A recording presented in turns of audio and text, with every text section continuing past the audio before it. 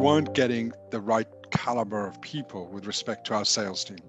And this was born out of endless interviewing, hiring the wrong type of people who just didn't perform, or culturally, or didn't stay, or multiple different reasons. And we were going through, I think, about the third or the fourth candidate to replace one that was leaving, and the one that wasn't leaving wasn't that great, and the one before them wasn't that great. And it was a case of where we said, okay, I think it's time to bring in a professional to actually look at how we're doing it, because we're clearly out of our depth. The roles that you have found us have a target of X million pounds to bring into the revenue of the business. So I don't know how much more critical you can say than that.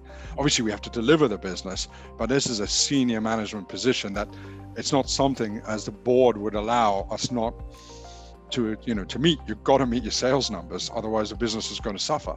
It lay people off, or it's going to affect the bottom line. We had been using recruiters, and they'd found us candidates. They'd found us candidates that we'd asked for them. But the cycle was wrong. So basically, you'd call up a recruiter and you say, right, I've got this role. First question they say is, apart from the commission, because that's their first question. The second question they ask for is a JD, a job description. So then they'll go find a job description, and then they'll go look at their current database or what they've got currently, or they go ask around and say, right, have you got anybody that's close to this? Because they see their job as putting 6 or 7 candidates in front of you. And then, you know what, it's over to you. I get my fee, you take the risk. You met each other, you went out on 1 or 2, whatever it is, interview, call them sort of dates. You got to know each other, you like each other, fine, good luck, let's hope it works. That was not working for us at all. Louise Fleet had to understand what we really needed. So there was never a point when we engaged Louise Fleet Services of you saying, well, I've got these candidates. It was very much understand the brief first, and I'm not even going to talk to anybody. And then I'm going to ask you some bunch of questions, meet you, discuss it, and then have an understanding of it. But you needed to have that specialist knowledge, whereas the majority of the recruiters we were using before would say, yeah, we're cyber specialists.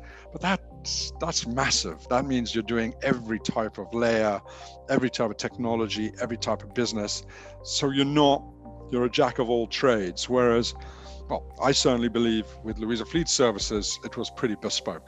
I thought when we were using you, we were getting a lot more of the heavy lift done for us. I do think I got value for money. I've had lots of times where I didn't get value for money from a recruiter. I got an okay, or I lost money. And I'll be honest with you, my role, I make decisions on whether it makes money or not every day. And that's just a business decision. I think the candidates that you've placed with us, I think will make the value and the cost involved minuscule to the value that these people are going to bring our business.